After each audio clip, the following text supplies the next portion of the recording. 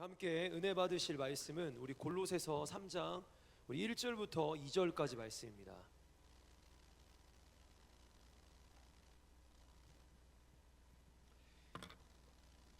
오늘 함께 나눌 말씀은 골로새서 3장 우리 1절부터 2절까지 말씀입니다.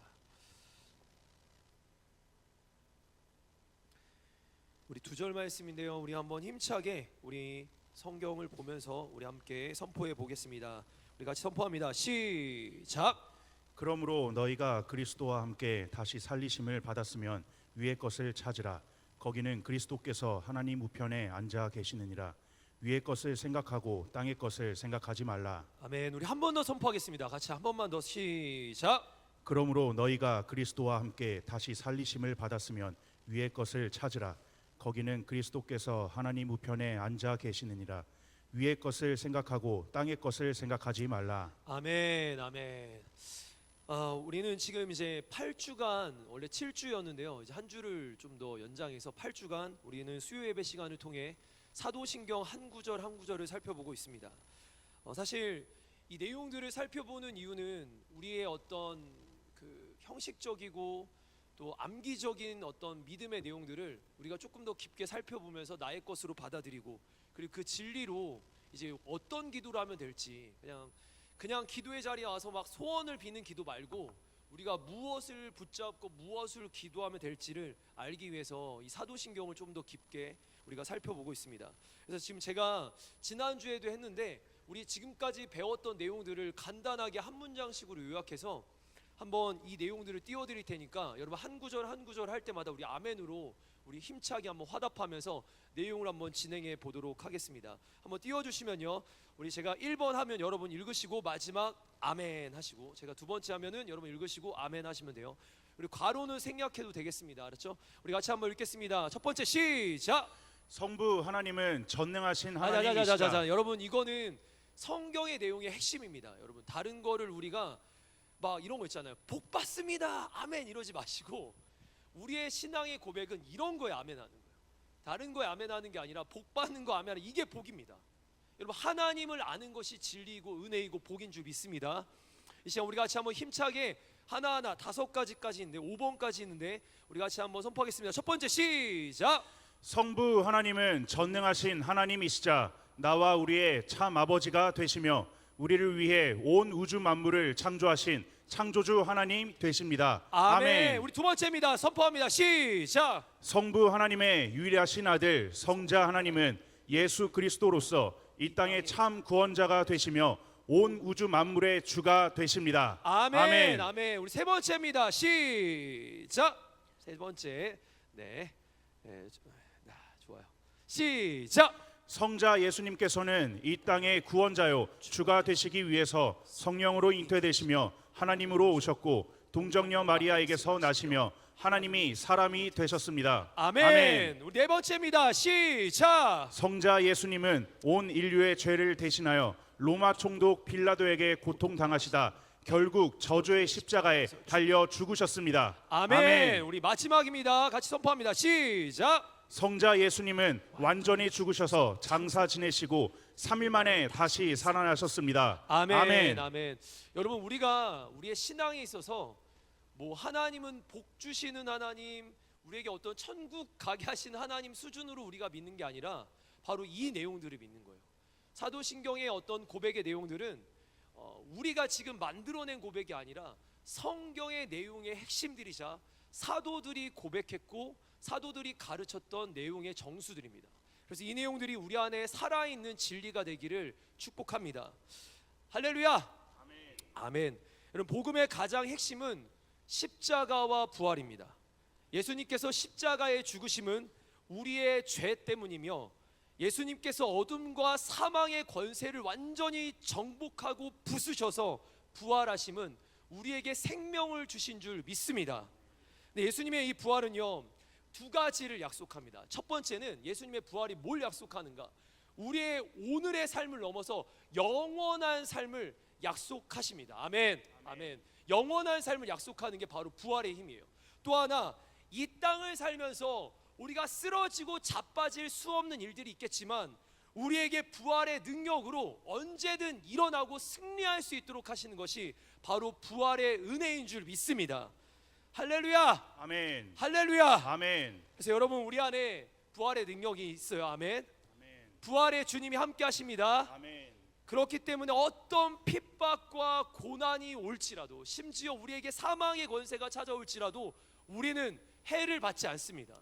주님이 함께 하시니 절망하거나 두렵지도 않습니다. 아멘. 왜냐하면 우리는 승리하는 주의 자녀들인 줄 믿습니다. 아멘. 우리 말씀 고린도서 4장 8절부터 10절까지 말씀, 우리 같이 한번 이 말씀이 부활의 자녀들, 부활의 주님을 믿는 하나님의 백성들에게 주신 말씀이니까 이 말씀 나의 말씀으로 받으면서 우리 한번 주먹쥐고 힘차게 한번 선포합니다. 시작.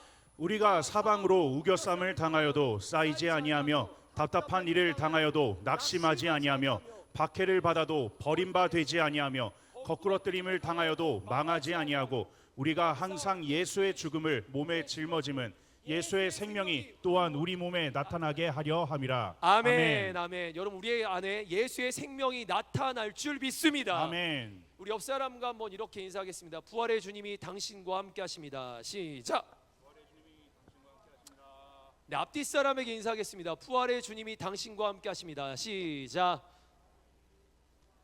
네, 부활의 주님이 우리와 함께 하세요. 그래서 오늘 우리가 한 번 더 사도신경을 아까 예배 앞서서 고백했지만 한 번 더 고백할 거예요. 근데 이제 여러분, 그냥 고백하지 마시고 심장을 드리는, 마음을 드리는 고백을 하시기를 바랍니다. 제가 어제 우리 목장 예배를 드렸는데, 사콘 목장 예배를 드리는데 제 옆에 앉으셨던, 제 오른편에 앉으셨던 이 분이 사도신경을 하는데 거의 막 이게 그냥 전능하사 천지를 이 정도 수준이 아니라 진짜 막 모든 걸 막 다 부실 정도로 고백하는 거예요. 이 고백이 막 제 안에 막 심장이 막 울리는데, 그렇지, 우리 하나님이 이런 분임을 막 우리가 고백할 때 하나님의 마음이 뛰실 것 같아요. 우리 하나님을 우리가 오해하고 단편만 아는 게 아니라 성경이 말하는 그 주님을 우리가 주님께 올려드리며 고백할 때 그게 진짜 찬양이고 예배가 되는 줄 믿습니다. 자, 우리 사도신경의 고백을 한 번 더 우리 눈 뜨고 내용을 생각하면서 우리 한번 힘차게 한번 마음으로, 심장으로 한번 고백해 보겠습니다. 같이 고백합니다. 시작. 나는 전능하신 아버지 하나님, 천지의 창조주를 믿습니다. 나는 그의 유리하신 아들 우리 주 예수 그리스도를 믿습니다. 그는 성령으로 잉태되어 동정녀 마리아에게서 나시고 본디오 빌라도에게 고난을 받아 십자가에 못 박혀 죽으시고 장사된 지 사흘 만에 죽은 자 가운데서 다시 살아나셨으며 하늘에 오르시어 전능하신 아버지 하나님 우편에 앉아 계시다가 거기로부터 살아있는 자와 죽은 자를 심판하러 오십니다. 나는 성령을 믿으며 거룩한 공교회와 성도의 교제와 죄를 용서받는 것과 몸의 부활과 영생을 믿습니다. 아멘. 아멘. 네, 이제 오늘은 사도신경, 우리 사도신경 속에서도 예수님의 이야기 네 번째 시간, 우리 마지막 시간이죠. 예수님에 대한 내용으로는 우리 하늘에 오르시어 전능하신 아버지 하나님 우편에 앉아 계시다가 거기로부터 살아있는 자와 죽은 자를 심판하러 오십니다 라는 내용, 이 내용으로 우리 함께 은혜 나누도록 하겠습니다. 설교의 서두에 제가 한 책에서 읽은 내용을 좀 소개해드리고 싶습니다. 한번 띄워주시면요. 지혜로운 사람은 누구나 다음에 세 가지를 생각하며 산다고 합니다. 그 첫 번째가 뭐냐? 나는 누구인가? 나의 존재에 대한 질문으로 나는 어떤 존재이며 나는 무엇을 이루며 살아가야 될지 아는 것, 그런 질문을 하는 거, 네, 요거를 이제 지혜로운 사람의 척도라고 했어요. 두 번째는 나는 몇 살인가? 여러분, 여기 내용은 내 실제 나이를 묻는 것이 아니고 나의 현재성에 대한 질문입니다. 지금 내 나이에 맞게 나에게 주어진 과업과 역할을 잘 알고 있으며 또한 그것들을 책임 있게 감당하고 있는가? 나는 몇 살인가? 이 질문을 해보라고 합니다. 그리고 마지막 질문, 나는 앞으로 어떻게 될 것인가? 오늘이 아니라 또 내일이 아니라 내 인생 마지막 날에 무슨 일이 있을지를 알고 그리고 그날을 준비하며 사는 것을 질문하는 걸 말합니다. 여러분, 세 가지 질문이었어요. 나는 누구인가? 나는 몇 살인가? 나의 현재는 잘 살고 있는가? 그리고 나는 앞날을 어떻게 알고 준비하고 있는가? 우리가 10년 후, 20년 후를 넘어서 인생의 마지막 날이 어떻게 될지 아는 것은 지혜라고 합니다. 우리 어느 신학자가 얘기했는데 한번 띄워주시면요, 인생의 끝을 아는 자가 진정한 지혜이다. 독일의 신학자가 얘기했어요. 우리의 인생의 마지막을 아는 건 지혜로운 거예요. 우리가 어떻게 살아야 할지 그 마지막을 제대로 알고 그날을 준비하는 사람들이야말로 지혜로운 사람입니다. 특별히 우리 예수 그리스도를 믿는 하나님의 사람들은 우리가 마지막 날 성경에서 뭐라고 말씀하시는지, 그 마지막 날이 어떻게 진리에서는 선포되고 있는지를 우리가 제대로 알고 준비되어야 하겠습니다. 아멘. 그래서 오늘은 예수님의 그 승천과 재림 사건, 하늘로 올라가셨던 승천 사건과 재림 사건을 우리가 알아보면서 우리가 무엇을 알아야 하며 마지막 날까지 어떻게 살아야 할지 우리 말씀을 통해서 살펴보도록 하겠습니다. 우리 그 첫 번째입니다. 우리 한번 두 번 선포해 보는데 우리 대지 한번 띄워 주시면요, 우리 같이 한번 첫 번째 한번 선포해 보겠습니다. 시작. 예수님의 승천은 우리로 보혜사 성령님과 함께 능력의 삶을 살게 합니다. 아멘, 아멘. 여러분, 부활하신 예수님이었어요. 우리 지난주 내용이 부활의 주님에 대한 내용이잖아요. 예수님이 부활하셨습니다. 그리고 제자들 앞에 나타나셨어요. 제자들에게 나 부활했다 제자들아 평안할지어다. 여러분, 제자들에게 자신의 부활을 알리셨습니다. 그리고 예수님께서 제자들과 며칠을 같이 계셨죠? 40일 동안 그들과 함께하면서 하나님의 나라의 복음을 전하십니다. 제가 기회가 되면 성경의 복음서에 예수님께서 하나님 나라에 대한 얘기를 진짜 많이 하세요. 그리고 마지막 40일의 그 부활의 기간 동안 그 마지막 순간에도 하나님의 나라를 얘기하십니다. 한번 기회가 되면 우리 사역자들과 함께 하나님 나라에 대한 설교를 한번 할 기회가 있기를 소망해 봅니다. 아무튼 그 부활의 기간 40일의 기간 동안 하나님 나라를 가르치시는데, 그리고 때가 되시고 나서 베다니에 이르셔서 많은 제자들이 보는 앞에서 하늘로 올려가십니다. 여러분, 하늘로 올려갔다, 오를 승, 하늘천, 그래서 이걸 뭐라고 하냐면 승천이라고 하는 거예요. 예수님께서 이 땅 가운데 부활하시고 40일 뒤에 하늘로 올려가신 사건, 승천 사건, 여러분 아주 중요한 내용입니다. 신약 성경을 보면 예수님께서 평소에도 자신이 승천하실 것을 여러 번 말씀하셨습니다. 그리고 한 번은 자신의 제자들에게 이런 내용을 말씀하세요. 내가 하늘로 떠난 것이 너희들에게 유익할 거야. 여러분, 한 번만 생각해 보시죠. 여러분, 주님께서 부활하셨잖아요. 부활하신 주님이 제자들 앞에 나타나셔서 지금 제자들과 함께 하면서 가르쳐 주는 거예요. 너희들 이렇게 살아라 저렇게 살아라. 주님이 하늘로 올라가기 전 그 승천의 사건이 없다면 끝까지 제자들을 가르치세요. 그리고 심지어 여러분, 여기 양쪽 손에 뭐 나머지는 옷으로 가리고 있으니까 양쪽 손에 못자국 난 손을 여러분 지금 회중인데 제가 보여주면서 여러분 제가 십자가에서 죽었지만 다시 살아났습니다 라고 예수님이 보여줄 수 있어요. 승천을 하시지 않고 부활의 주님이 돌아당기면서 여러분 보세요, 제가 십자가에 죽고 부활한 메시아입니다 이렇게 가르칠 수 있어요. 그리고 그들에게 복음을 전하고 제자들과 함께하면서 너무 행복하게 해피엔딩으로 마칠 수 있었습니다. 근데 왜 우리 주님은 승천하신 걸까요? 아니, 부활의 주님으로 이 땅에 끝까지 살아도 되잖아요. 만약에 지금 저 유대 땅에 부활하신 주님이 영원히 죽지 않으시니까 저 유대 땅에 계시면 온 인류가 예수님 믿을 수도 있을 텐데 왜 주님은 승천하신 걸까요? 여러분, 이로 인해서 예수님이 승천하셨잖아요. 그래서 평소에 예수님을 미워하던 집단들이 있습니다. 예수님을 부인하던 집단들, 특히 종교 지도자들, 그들은 예수님이 부활하신 것도 싫어했는데 승천하셨다고 하니까 제자들에게 뭐라고 하냐면, 야, 너희들이 예수님의 그 시체를 숨겼지? 무슨 부활이야, 무슨 승천이야. 너희들이 예수님의 그 죽은 몸을 어디다 숨겨놓고 지금 너희들이 막 거짓말하는 거 아니야? 여러분, 그 당시 종교 지도자들은 예수님의 제자들에게 도전했습니다. 그들이 지적했어요. 없잖아. 근데 여러분 기억하실 것이 있어요. 분명 예수님의 이 부활과 승천 사건은 한두 명이 본 게 아닙니다. 마지막 주님이 올라가실 때는요, 수백 명 사이에서 부활 승천하셨어요. 수없는 증인들이 있었고, 심지어 성경의 예수 그리스도의 제자들이 아닌 일반 역사의 역사가들도 예수님의 부활과 승천을 세상 역사책에 기록해 놨습니다. 그만큼 예수님의 부활은 실제 사건이었다라는 거예요. 우리 한번 말씀 한번 보도록 하겠습니다. 우리 사도행전 1장 6절과 9절 말씀입니다. 우리 같이 한번 읽어보겠습니다. 시작. 그들이 모였을 때 그들이 보는 데에 올려져 가시니 구름이 그를 가려 보이지 않게 하더라. 아멘. 말씀을 보니까 뭐라고 하냐, 수백 명의 사람들 앞에서, 그들이 보는 데 앞에서, 그들 앞에서 지금 올려져 가신 거예요. 한두 명이 아니 12명도 아니에요. 수백 명 사이에서 주님이 올라가셨어요. 그렇습니다. 예수님이 지금 하늘로 승천하셨어요.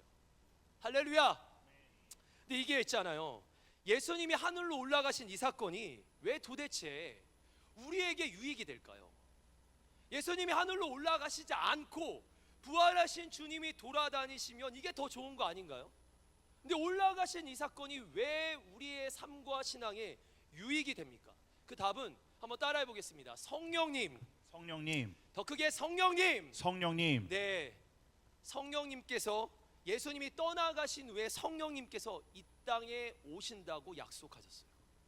할렐루야. 아멘. 예수님이 하늘로 승천하시면 이 땅에 예수님이 오실 것을 약속해 주셨습니다. 아멘. 우리 요한복음 16장 7절 말씀입니다. 우리 가로는 빼고 같이 한번 읽어보겠습니다. 시작. 그러나 내가 너희에게 실상을 말하노니 내가 떠나가는 것이 너희에게 유익이라.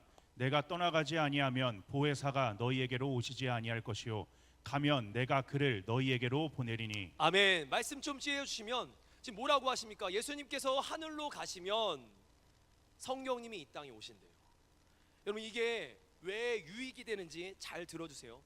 예수님께서는 이 땅에 오셨을 때 우리 육신의 옷, 우리와 똑같은 연약한 육신의 옷을 입고 오셨어요. 그리고 예수님께서 죽으시고 부활하셨을 때도 영적으로만 부활한 게 아니라 육적으로 부활하셨습니다. 예수님의 몸뚱이가 지금 육체를 입고 계셨다라는 거예요. 오셨을 때도 육체였고 부활하실 때도 육체인데, 그 말은 육체적 한계를 가지셨다라는 거예요. 오늘 이 자리에 있다가 바로 저 자리에 있는 게 아니라 오늘 이 자리에 있으면 우리가 거기까지 가야만 저 자리에 있는 거예요. 우리가 오늘 이 자리에 있으면 한계 안에 있는 거예요. 무슨 말입니까? 시공간에 제한을 받으시고 특정 지역 안에서만, 특정 대상들 안에서만 예수님이 활동하실 수 있었던 거예요. 그런데 예수님이 승천하셨습니다. 그리고 이 땅에 오신 분이 누구라고요? 성령님. 따라합시다. 성령님. 성령님. 성령님이 오셨어요. 성령님은 누굽니까? 이제 다음 주에 더 구체적으로 말씀드리지만 성령님은 하나님의 영이세요. 영이신 거예요. 영은요, 제한이 없습니다. 시 공간을 초월합니다. 그래서 모든 장소에서 모든 시간에 모두를 만날 수 있는 거예요. 그게 성령님의 역사예요. 오늘 이 아주 간단하게 말씀드리면, 제가 오늘 기도하던 가운데 제가 주님을 만나는데, 동시에 여러분들을 만나 주시는데, 동시에 지구 건너편에 있는 사람까지 만나 주실 수 있다라는 거예요. 여러분, 이것이 바로 성령님의 역사입니다. 성령님이 아니고 육체의 예수 그리스도만 계셨다면 한계 안에 거하시는 거예요. 그 한계의 영역 안에서 못 벗어나시지만 영이신 주님 때문에 한계를 뛰어넘고 시공간을 초월하여 역사하시는 겁니다. 여러분, 그 하나님이, 그 성령 하나님이 오늘도 우리와 함께 하십니다. 아멘. 오늘 제가 만나서 와, 제가 막 은혜를 받았어요. 뿐만 아니라 여러분들도 그 주님을 만날 수 있습니다. 동시에 만날 수 있습니다. 120명의 예수 그리스도의 제자들 가운데 사도행전 2장에 성령님이 임하자 그들 모두를 만나 주시고 그들 모두 안에 성령의 은사가 나타나요. 사모하시기를 바랍니다. 아멘. 그래서 우리는 그 성령님을요, 이렇게도 표현해요. 한번 따라해 보겠습니다. 보혜사. 보혜사. 보혜사. 보혜사. 제가 한번 이거 한번 해도 되나요? 그 세상에 이단 사이비들 있잖아요. 사이비 말고 사이비들이 그 자기가 보혜사라고 하는 인간들이 있어요. 그 이만땡 있잖아요. 이만땡. 혹시 여기 이만땡에 소속 없을 거라고 확신하는데 한번 따라해 볼까요? 이만희 게스트. 여러분, 이거 제가 아시는 분이 하신 거예요, 진짜요. 여러분, 이만희 진짜 그 사람 잘못이야. 완전 이단의 괴수, 이단의 사이비 괴수입니다. 잘못됐습니다. 아멘. 여러분, 절대로 다른 복음 앞에 타협하지 마시길 바랍니다. 그건 아멘. 복음도 아닙니다. 진리를 왜곡한 거고 완전히 잘못된 겁니다. 여러분, 절대 빠지시면 안 됩니다. 할렐루야. 아멘. 보혜사는 오직 성령님만이 보혜사십니다. 그분이 우리 안에 거하시고 우리 모두 안에 거하세요. 고린도전서 3장 16절과 고린도전서 6장 말씀만 보면 그분이 우리 안에 성전을 지으시고 우리 각 사람의 마음에 성전을 지으시고 그 안에 함께 하신다고 하셨어요. 그 인간에게만 함께 하는 게 아니라 우리 모두와 함께 하십니다. 시공간을 초월하여 우리 모두를 동일하게 만나주시는 분이십니다. 여러분, 보혜사가 어떤 뜻인가 한번 한자어와 헬라어를 한번 보겠습니다. 보혜사의 이 보호할 보, 은혜해, 스승사, 네, 은혜를 베풀며 보호하시는 스승이라는 뜻이에요. 근데 한자어가 좀 어려워요. 이걸 이제 헬라어로 보면 파라클레토스라고 합니다. 법정에서 피고인을 돕는 변호인, 변호사를 얘기하는 거예요. 변호자, 위로자, 중보자, 돕는 자, 상담자 등의 뜻으로 이 파라클레토스가 쓰여요. 우리 이게 아주 쉽게 말하면 파라가 뭐냐면 모모 옆에라는 뜻이에요. 우리 옆에서 함께 하시는 분이라는 거예요. 사랑하는 우리 청년들, 주님이 성령님을 우리가 예수 그리스도를 믿는 순간에 그분이 이제 하늘로 올라가시면서 우리에게 붙여주신 함께 동행하시는 분이 누구신가? 성령 하나님이십니다. 아멘. 그분이 우리와 영원히 함께 하시고 우리와 함께 하실 뿐만 아니라 우리의 삶의 구석구석을 가르치시고 인도하시는 성령님이 되십니다. 아멘. 그 보혜사 성령님이 우리 안에 어떤 역할을 하시는가? 우리 말씀 3절을 한번 볼 텐데요. 같이 한번 띄워주시면 우리 말씀 한번 힘차게 한번 하얀색 내용이 빨간색 내용이 우리 안에서 어떤 것을 보혜사 성령님이 어떤 것을 가르치시고 어떤 일을 하시는지를 가르치는 내용이니까 우리 같이 한번 읽어보겠습니다. 시작. 보혜사 곧 아버지께서 내 이름으로 보내실 성령 그가 너희에게 모든 것을 가르치고 내가 너희에게 말한 모든 것을 생각나게 하리라. 아멘. 내가 아버지께로부터 너희에게 보낼 보혜사 곧 아버지께로부터 나오시는 진리의 성령이 오실 때에 그가 나를 증언하실 것이요. 네, 여기까지 볼게요. 다시 한번 앞에 보여주세요. 그분이 우리 안에 임하시면 뭐 한다고 하세요? 가르치신대요. 우리가 말씀을 읽어도 평소에는 잘 모르는데 성령님이 우리와 함께 하시면 그 구절 내용들을 정확한 뜻으로 우리를 인도해 주신대요. 그래서 여러분 성경 읽을 때도요, 여러분 참고로 이 성경은 불자들도 있습니다. 세상에 그 하나님을 알지 못하는 자들도 읽어요. 근데 이걸로 읽는 게 아니라 우리는 이 성경을 읽을 때 성령님을 의지해서 읽는 거예요.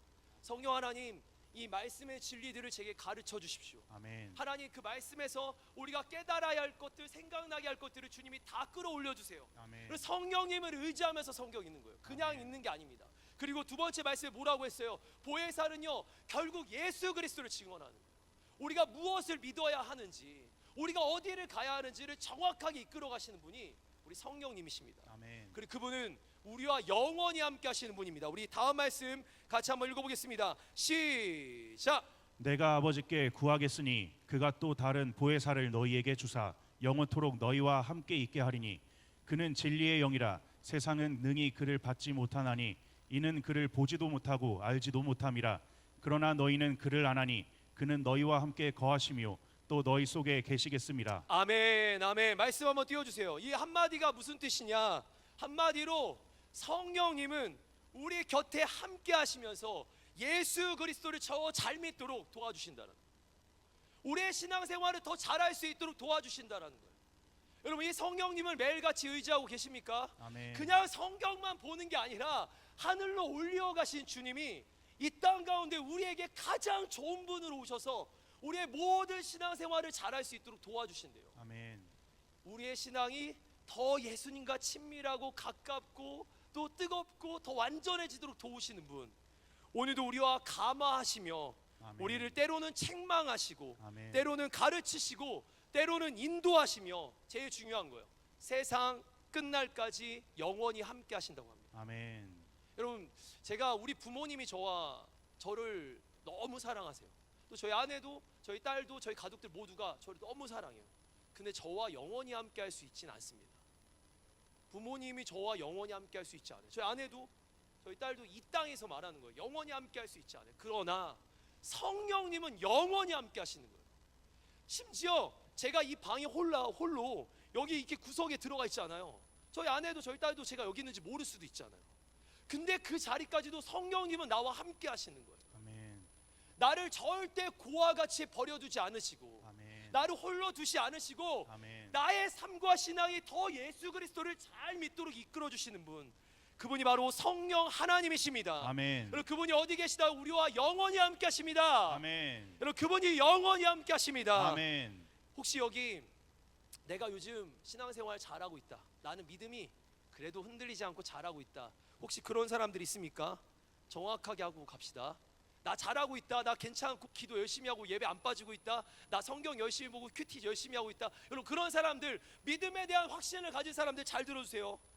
우리는 세상 속에서 믿음 하나 제대로 지켜나갈, 우리 믿음, 우리 인간적 믿음 하나 제대로 지켜나갈 수 없는 연약한 자들입니다.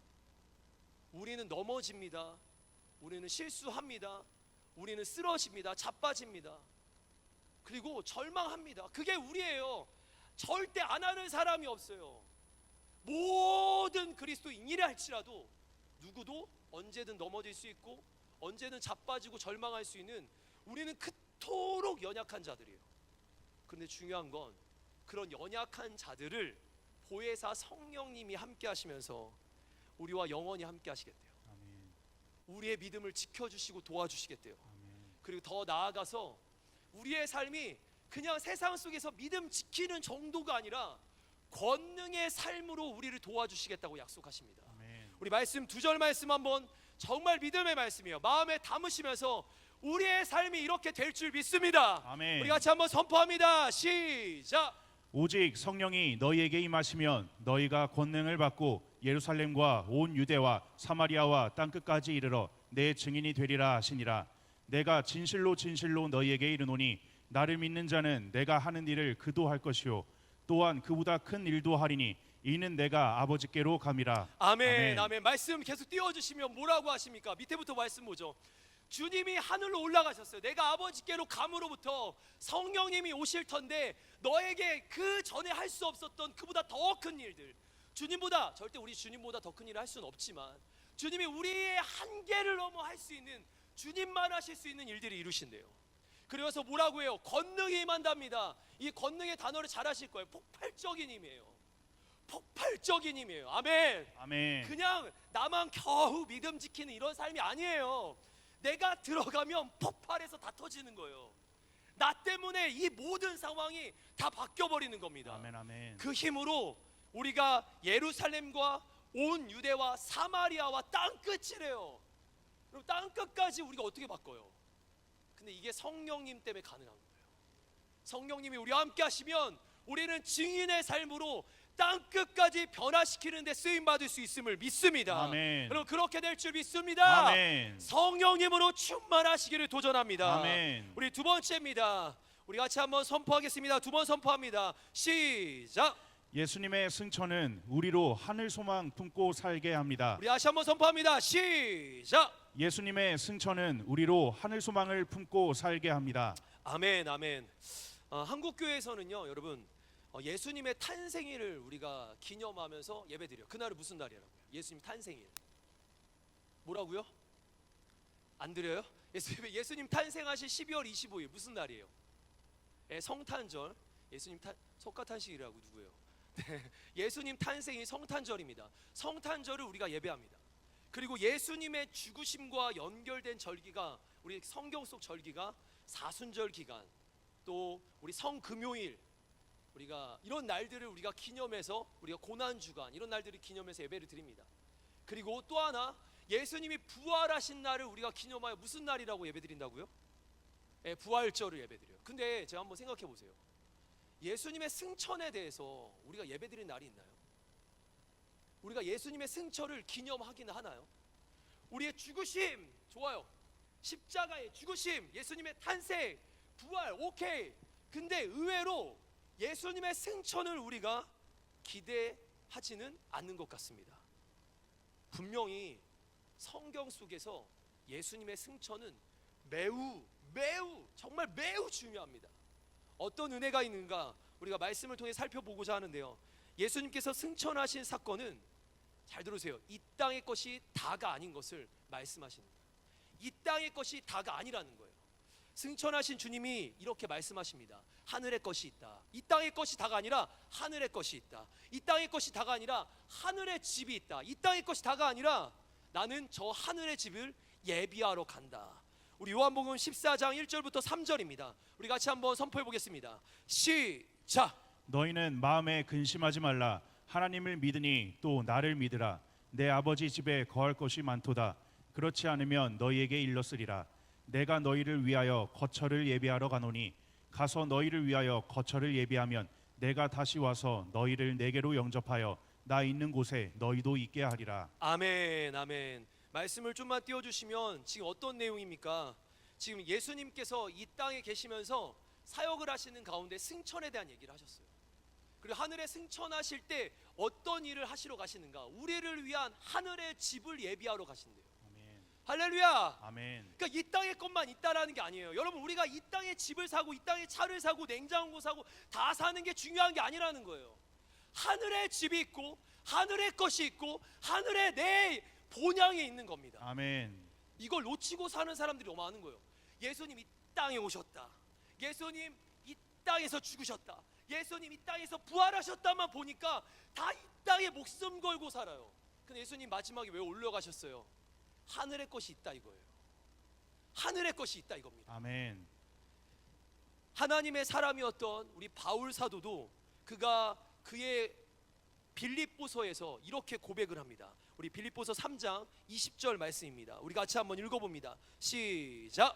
그러나 우리의 시민권은 하늘에 있는지라 거기로부터 구원하는 자 곧 주 예수 그리스도를 기다리느니. 아멘, 아멘. 지금 하늘 나라에 주님이 계신데 그분을 우리가 기다린다는 내용이에요. 근데 뭐라고 합니까? 우리의 시민권이 어디에 있다? 하늘에 있다. 아멘. 아멘. 우리의 소속이 이 땅이 아니라는 거예요. 아멘. 말씀 한 번만 더 띄워주세요. 뭐라고 합니까? 우리의 시민권은 저기에 있는 거예요. 아멘. 여러분, 나라의 우리의 시민권이, 우리의 국적이 예전에는 세상, 죄, 어둠, 사망 이 땅이었던 우리의 국적이 이젠 나 바뀌어서 우리의 영원의 국적이 하늘에 소속되었습니다. 아멘. 그렇다면 다른 삶을 사는 거예요. 예수님의 승천을 통해서 우리의 돌아갈 본향이 있고 우리는 이제 하늘의 시민권자로서 이 땅의 삶이 전부가 아닌 것을 알아야 합니다. 아멘. 물질 벌려고 이 땅에서 막 높아지려고 이 땅에서 잘 되려고 뭔가를 해내려고 사는 게 아니라 우리는 하늘의 것을 기대하고 바라보며 사는 거예요. 아멘. 여러분, 지금 한번 이런 고백으로 함께 따라하기를 소망해요. 한번 따라해 보겠습니다. 우리는 한번 우리 간절함을 가지고 우리 크게 선포합시다. 우리는 하늘에 속한 자들입니다. 하늘에 속한 자들입니다. 한 번 더. 우리는 하늘에 속한 자들입니다. 하늘에 속한 자들입니다. 여러분, 우리 하늘에 속했어요. 아멘. 이 땅의 것 때문에 절망하거나 좌절하지 않습니다. 왜냐하면 아멘. 우리의 소속은 결국 저기서 평가받을 겁니다. 아멘. 하이데베르크 교리문답서 49문에 예수님의 승천에 대해서 이렇게 기술하고 있습니다. 제가 문제의 첫 번째 위에 걸 읽으면 여러분 그 답을 읽어주시면 돼요.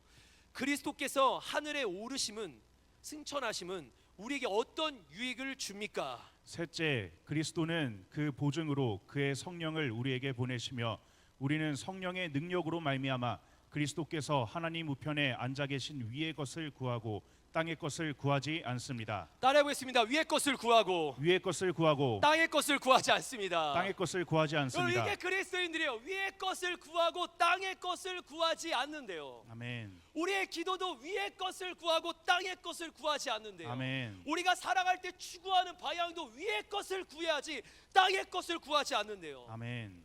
너무 신기하지 않습니까? 예수 그리스도께서 이 땅에 오신 것은, 주님이 이 땅에 오신 것은 우리로 하늘 백성 삼기 위해서였어요. 예수님이 이 땅에 오셔서 우리를 위해 십자가에 죽으시고 부활하심은 하늘 백성 삼아 주시기 위함이었다면, 아멘. 예수님이 하늘 승천하신 것은 이제 우리로 하늘을 바라보며 살게 하시는 거예요. 아멘. 뭐 바라보고 사세요? 뭐를 바라보고 사세요? 제가 한 번은 우리 원로 목사님도 예전에 제 간증에서 제가 원로 목사님 설교에 그런 내용이 있다라는 걸 들은 적은 있는데, 저도 그런 적이 있었어요. 뭐였냐면 이렇게 제가 뭐에 이렇게 막 미쳐가지고 저는 이렇게 앞에만 보면 화살표 돼 있잖아요. 화살표가 돼 있으면 원 웨이 막 그러면서 혼자 원 웨이 지저스 오직 예수 막 이러면서 항상 땅을 보고 걸었죠. 땅을 보며 걷다가 막 머리를 벽에다 부딪힌 적이 있어요. 근데 우리 원로 목사님 얘기를 좀 하고 싶은데, 원로 목사님 매일 이렇게 운전하시지 않았는데 예전에 막 하늘 보고 땅을 걸으면서도 막 걷다가 전봇대에 부딪히시고, 여러분 이게 미친 것 같지만 나의 소망과 나의 모든 것이 거기에 걸려 있다라는 걸 아는 사람들은 이 땅을 바라보면서 이 땅의 가치를 바라보면서 사는 게 아니라 하늘의 가치를 두고 하늘의 모든 걸 두고 살기 시작합니다. 네, 이 땅에 오신 주님 때문에, 그리고 승천하신 주님 때문에 우리는 삶이 완전히 바뀌는데, 한번 문장을 띄워주세요. 제가 한번 읽어볼게요. 예수님의 승천으로 우리는 이 땅에 속하지 않고 하늘에 속한 자가 되어 살아갑니다. 예수님의 승천으로 우리는 이 땅의 집이 아니라 하늘의 집을 바라보며 소망하며 살게 됩니다. 그리고 예수님의 승천으로 우리의 시선은, 우리의 마음은, 우리의 가치관은, 우리의 세계관은 하늘에 속하여 살아가게 됩니다. 여러분 이거는 제가 말한 게 아니에요. 성경에 말하는 내용입니다. 우리 골로새서 말씀 한번 같이 한번 선포해 보겠습니다. 시작. 그러므로 너희가 그리스도와 함께 다시 살리심을 받았으면 위의 것을 찾으라. 거기는 그리스도께서 하나님 우편에 앉아 계시느니라. 위의 것을 생각하고 땅의 것을 생각하지 말라. 이는 너희가 죽었고 너희 생명이 그리스도와 함께 하나님 안에 감추어졌음이라. 우리 생명이신 그리스도께서 나타나실 그때에 너희도 그와 함께 영광 중에 나타나리라. 여러분 3, 4절의 말씀을 잘 보세요. 주님 저기 계시대요. 그분이 저기서 오신대요. 아멘. 거기로부터 오신대요. 아멘. 그럼 우리가 그 땅을, 주님 계신 곳을, 여러분 주님 사랑하면 주님 계신 곳 바라봐야죠. 어디예요? 하늘이란 말이에요. 주님 계신 곳이 하늘인데 우리가 바라보는 게 너무 많아요. 내가 좋아하는 직장, 돈, 물질, 집, 차, 이걸 다 세상 것을 바라보고 사는 거예요. 우리가 주님을 사랑하며 하늘을 바라보게 돼 있는데 하나님이, 주님이 안 보여요. 뭐라고 합니까? 너희는 땅의 것을 구하지 말랍니다. 위의 것을 구하라고 분명히 성경은 말해요. 아멘. 근데 우리의 소망을 땅에다 두기 시작하니까 위의 것의 시선이 밑으로 내려가니까 하나님을 없이 살기 시작하는 거예요. 우리 모두는 하늘에 속한 자들입니다. 아멘. 한편으로 이 땅을 지금 우리가 디디며 살지만 하늘에 속한 자들입니다. 아멘. 하늘에 속한 자들은 세상 가운데 살지라도 세상의 원리를 쫓지 않습니다. 세상의 가치관을 따르지 않습니다. 아멘. 우리는 하나님의 원리로 살고 하늘의 가치를 두고 사는 사람들이에요. 아멘. 이 땅의 가치, 이 땅의 원리가 아닙니다. 절대 원리가 아닙니다. 이렇게 살아야 성공하는 거야가 아니에요. 여러분 우리는 하늘의 원리로 사는 사람들이에요. 이것을 가져야 네가 가치 있는 인생이 아니에요. 여러분 우리는 하나님이 말씀하시는 가치를 가지고 사는 사람들이에요. 제가 한 가지 이야기를 좀 한번 드려볼게요. 제가 이제 사콤 우리 지체들을 이제 개인적으로 신방을 하는데, 신방 가운데 어느 직장에 한번 갔습니다. 이 지체는 자기 직장에서 5년 이상, 여러분 5년 이상이에요. 그러니까 사콤이니까 5년 이상 하겠죠. 5년 이상 그 직장에서 열심히 일하고 있었어요. 근데 그 지체 대화를 하는데 뭐라고 했냐면, 목사님, 제가 하나님의 말씀을 보기 전에 그냥 맹목적으로 기도 생활만 할 때는, 그냥 뭔지 모르고 기도 생활을 할 때는, 자기가 직장에 와서는 그 뭔가 일을 할 때, 어떤 일인지 구체적으로 말하기 좀 그러니까, 어떤 일을 할 때, 그 직장의 일들을 할 때 너무 힘들었대요. 직장 가기가 너무 싫었대요. 여러분 기도 생활 안 한 게 아니었어요. 분명히 기도 생활했어요. 기도 생활하면서 그 일을 했지만, 매일같이 기도하려고 노력했지만 거기에 서면 너무 힘들고 지치고 직장에서도 얼른 그만두고 싶었대요. 근데 그가 이제 성경을 보기 시작했어요. 한 1년 이상 지금 성경을 계속 보기 시작했어요. 말씀을 보는데 여러분 진리가 여기 있는 거예요. 기도 가운데 있는 게 아니라 여기 있는 거예요. 진리를 알고 하나님의 마음이 뭔지를 알고 하나님의 뜻이 뭔지를 아니까 직장이 요즘 재밌대요. 직장의 상황은 똑같은데 재밌대요. 행복하대요. 내 가치관이 세상에 있을 때는 그냥 그걸 보면서 지친다, 남들처럼 힘들다. 알잖아요 여러분, 이 땅에 많은 청년들이 다 힘들대요, 다 어렵대요, 다 지친대요, 절망스럽대요. 그래서 이들의 꿈이 뭡니까? 1년에 한 번 휴가야. 여러분 1년에 한 번 휴가와 1년에 한 번뿐인 그 기쁨을 위해서 주님이 죽으셨나요? 부활하셨나요? 승천하셨나요? 아닌데 나의 매일의 삶을 위해서 주님이 죽으시고 부활하시고 승천하신 건데 누리지 못하는 거예요. 누리지 못하는 거예요. 우리 주님이 그냥 나의 어떤 며칠 동안, 일주일 동안 거기서 받는 돈 때문에 나를 위해 죽으시고 부활하시고 승천하신 게 아닌데 우리의 삶이 그렇게 증명하는 거예요. 여러분, 질문 한번 해보겠습니다. 내가 학교에 있을 때, 내가 직장에 있을 때, 내가 학업 가운데 공부하고 있을 때, 자격증 시험을 준비할 때, 내가 가정 가운데 있을 때 여러분 지옥 갔습니까? 아니요. 여러분, 하늘에 속한 자들은 우리의 가치가 이 땅에 있지 않기 때문에, 하늘에 있기 때문에 하나님의 시선으로 보기 시작하고, 여러분 일은요, 창세기 2장에 보면 일은 여러분 천국에 속한 것 중에 하나가 일이에요. 하나님은 이 땅에 저주가 임하기 전에, 이 땅에 죄가 있기 전에, 이 땅에 심판이 있기 전에, 창세기 3장 전에 2장에서 벌써 하나님은 일을 주셨어요. 사람들에게 일을 한다라는 건 하나님의 복을 누리는 것 중에 하나입니다. 일을 한다라는 건 하나님의 복이란 말입니다. 성경을 한번 봐보세요. 1장부터 3장만 봐보세요. 3장 전에 하나님은 1장부터 2장까지 일을 주시고 경작하게 하시고 동물들과 그 모든 것들이 이름을 짓게 하시고 하나님 그러셨어요. 근데 우리의 마음은 이래요. 아, 일은 너무 힘들어. 힘든 건 우리의 시선이 이렇게 바라보고 있어서 그런 거예요. 하나님을 바라보란 말입니다. 주님이 우리를 보시면서, 여러분 잘 봐요. 주님이 우리 이 땅을 한 걸음 한 걸음 살아가는 아이 같은 우리를 바라보시면서 뭐 이러고 계실 것 같으세요? 저는 설교할 때 그럴 수 있어요. 여러분, 저는 인격이 좀 모자르니까 그렇지만 우리 주님이 이러시면서 우리를 째려보실 것 같으세요? 여러분, 이 땅에 수 없는 수십억의 인구를 바라보면서 주님이 이렇게 째려보셨다면 벌써 심판하러 오셨어야죠. 우리 주님 기대하시고 기다리시고 사랑하시고, 우리 하나님의 그 사랑이 영원 무궁하신데 우리를 사랑의 눈빛으로 바라보시는데 우리는 그 주님을 바라보지 못하니까 이 땅을 살면서 계속 이러고 삽니다. 근데 여러분, 한 번쯤 눈을 들어 주를 바라보십시오. 주님이 어떤 얼굴을 하고 계시는지. 절망 가운데 계실 것 같으세요? 아니에요. 성경을 다 보십시오.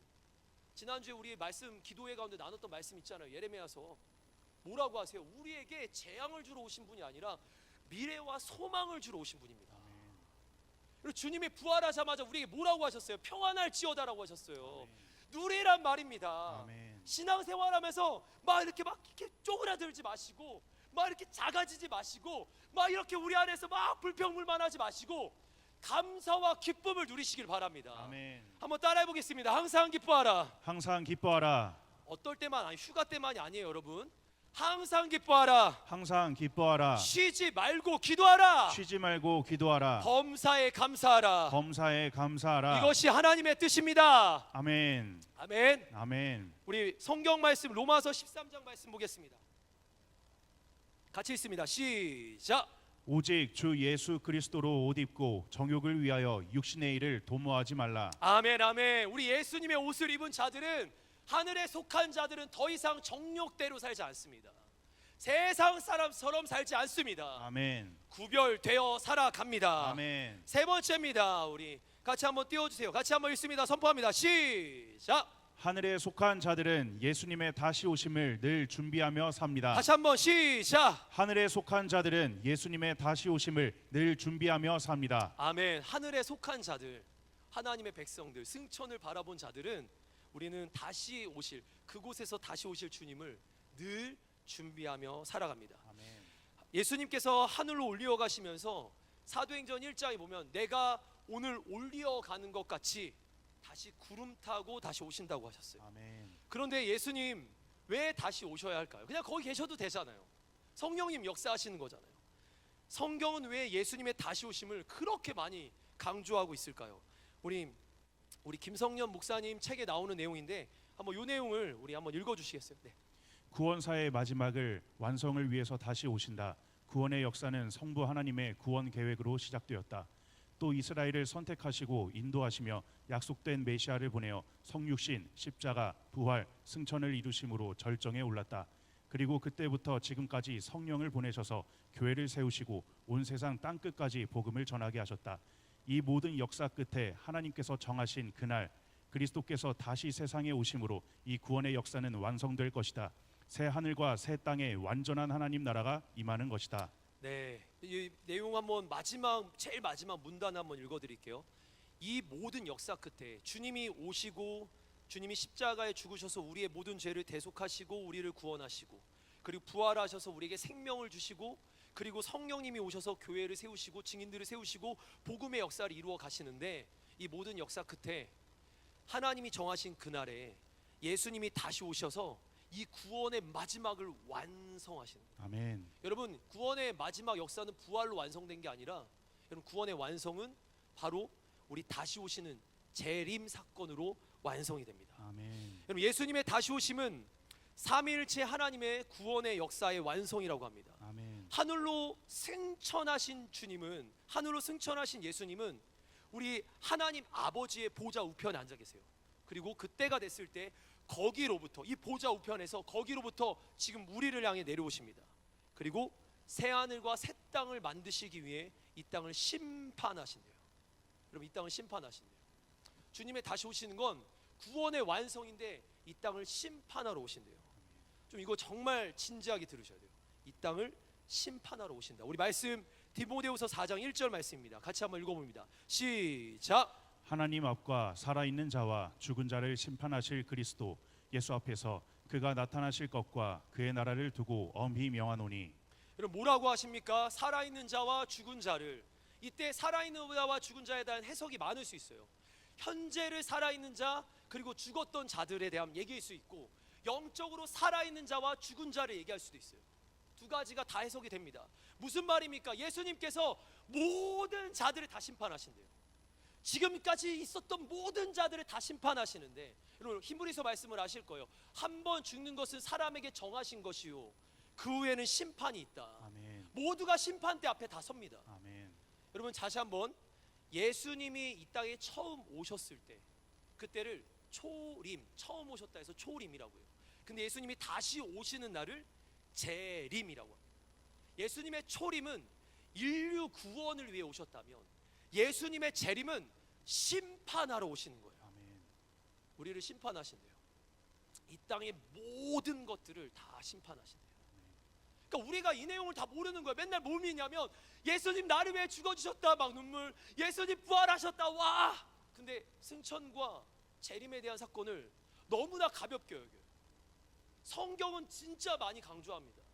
신약 성경엔 끊임없이 이 재림에 대한 사건과 승천의 사건을 강조하는데 우리의 신앙에서 이걸 멀리했어요. 그러다 보니까 우리가 어떻게 사냐면 이 땅에 소속돼서 사는 거예요. 우리가 왜 이 땅의 것을 계속 쫓아가는가 봤더니 부활의 주님까지는 잘 아는데 주님 어디 계시는가? 저기 계세요. 어디서 오시는가? 저기서 오신단 말이에요. 근데 우리가 이걸 바라보지 않는 거예요. 여러분, 데살로니가 후서 1장 7절부터 9절 말씀인데 우리 이 말씀 같이 한번 읽어보겠습니다. 시작. 주 예수께서 자기의 능력의 천사들과 함께 하늘로부터 불꽃 가운데에 나타나실 때에 하나님을 모르는 자들과 우리 주 예수의 복음에 복종하지 않는 자들에게 형벌을 내리시리니 이런 자들은 주의 얼굴과 그의 힘의 영광을 떠나 영원한 멸망의 형벌을 받으리로다. 아멘. 무서운 말씀입니다. 빨간색 글씨를 잘 보세요. 하나님을 모르는 자들. 여러분, 이 말씀 볼 때 우리 잘 알아야 돼. 하나님을 모르는 자들, 주 예수 그리스도의 복음을 부인하는 자들, 복종하지 않는 자들, 그들에게 형벌을 내리신대요. 이런 말씀 우리가 다 생략해요. 왜 맨날 말씀은 계속 띄워주세요. 연초에 말씀 뽑을 때마다 다 복의 말씀, 두려워하지 말라, 강하고 담대하라, 이런 말씀만 있는데 성경의 3만 1000절의 말씀 중에 이런 말씀도 분명히 있습니다. 근데 이게 한두 절의 말씀이 아니에요. 제가 이번에 말씀 준비하다 보니까 재림에 대한 말씀이 되게 많아요. 근데 우리가 이걸 다 생략하고 우리는 그냥 항상 십자가 부활, 그게 핵심 맞아요. 그러나 복음의 완성까지 가려면 이 사건까지도 우리가 받아들여야 합니다. 아멘. 이런 자들은 주의 얼굴과 그 힘의 영광을 떠나, 9절이에요, 영원한 멸망의 형벌을 받으리로다. 하나님을 알지 못하는 자들, 그리고 십자가 예수 그리스도 부활의 복음에 복종하지 않는 자들, 그들이 영원한 형벌이 있대요. 우리 어떻게 살아야 한다라는 거예요. 무엇을 바라보며 살아야 한다라는 거예요. 그리고 우리는 이 세상 속에서 어떤 삶을 살아야 한다라는 겁니까? 예수님은 분명 우리를 위해 죽으셨습니다. 아멘. 아멘. 아멘. 우리를 위해 부활하셨습니다. 아멘. 아멘. 생명의 주님이시라는 거예요. 동시에 마지막 때가 되면 우리 주님은 구원을 완성하기 위해서, 잘 들으세요, 구원을 완성하기 위해서 심판주가 돼서 오신대요. 아멘. 그럼 우리한테 이게 진짜 완성 맞아요? 완성 맞아요. 마지막인 거예요. 그게 주님이 그날 구름 타시고 천사들과 함께 내려오시는 그날, 여러분, 그날 완성되는 거예요. 아멘. 그날 심판의 날이 되면 두 부류로 나눠집니다. 하나님의 자녀들은 주님 앞에서 천국의 날을 누릴 겁니다.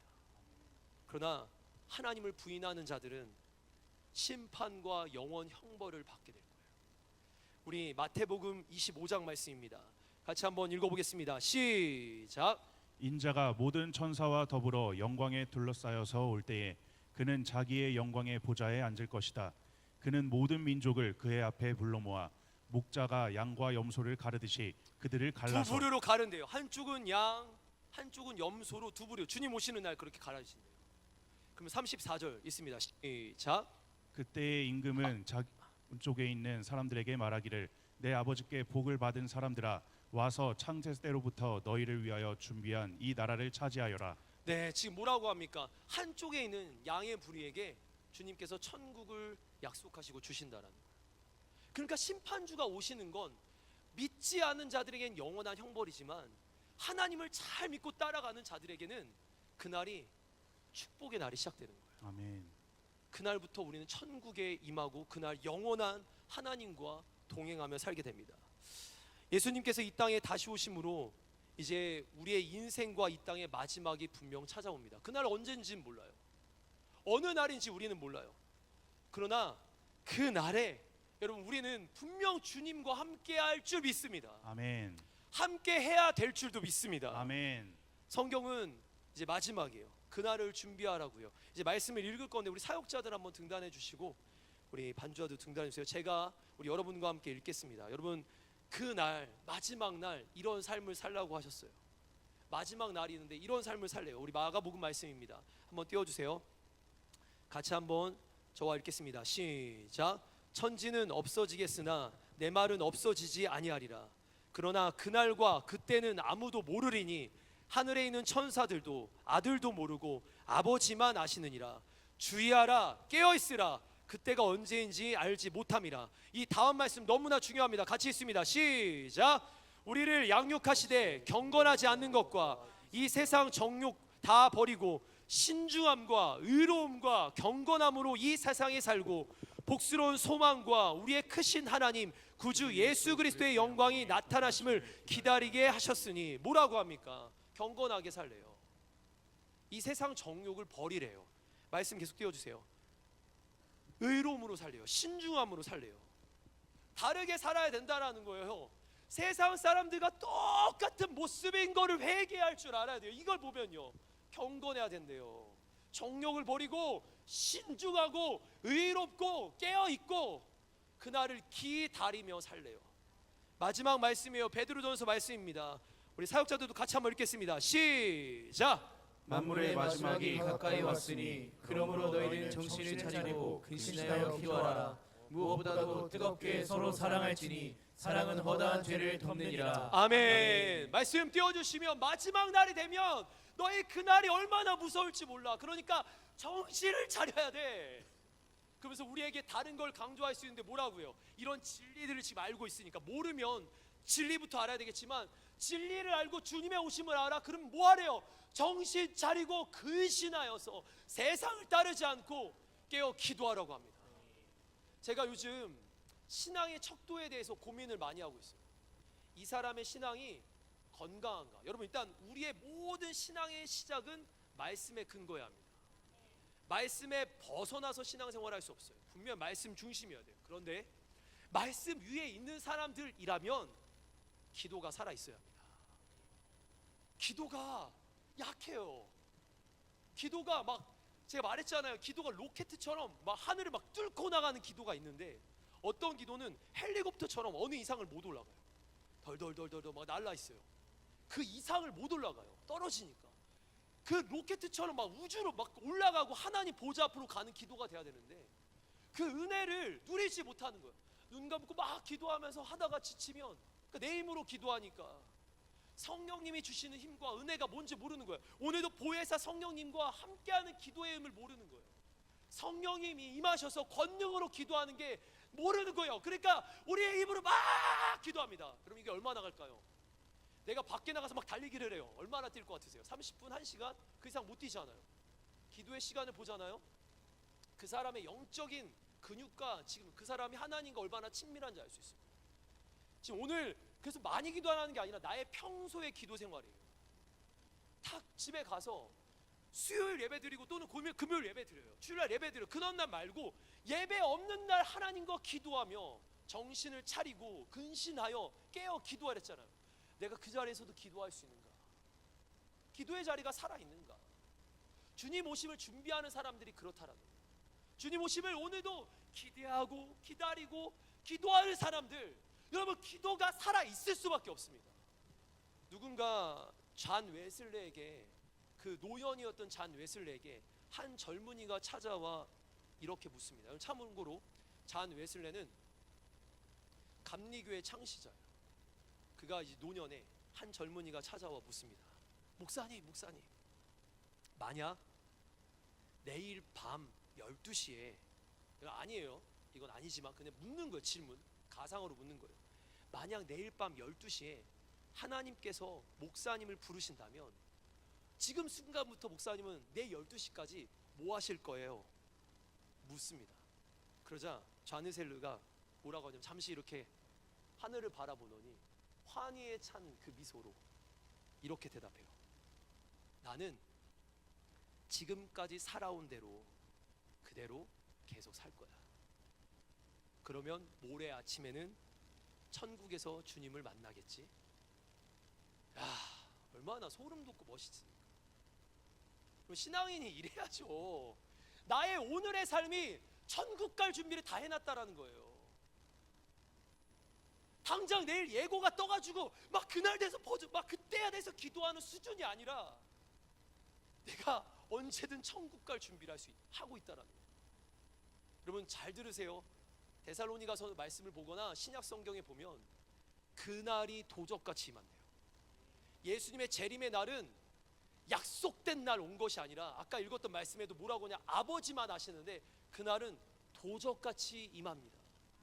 아무도 몰라요. 그럼 우리 누구도 모르잖아요. 아들도 모른다고 했어요. 우리 그날 언젠지 모르면 내일 오시면 어떻게 할 거예요? 모레 오시면 어떻게 하겠어요? 그 다음에 오시면 어떻게 하겠어요? 그래서 성경은 뭐라고 하냐면 항상 깨어 있으라고 합니다. 하늘에 소망을 두며 성령님과 함께 살아가라 그래요. 이 땅을 살 때 늘 그날을 준비하고 있으라고 합니다. 그리고 후회 없는 삶을 사시길 바랍니다. 오늘을 살아갈 때 거룩한 신부로, 순결한 신부의 모습으로, 천국 시민의 모습으로 오늘도 구별되어 살시기를 도전하고 축복합니다.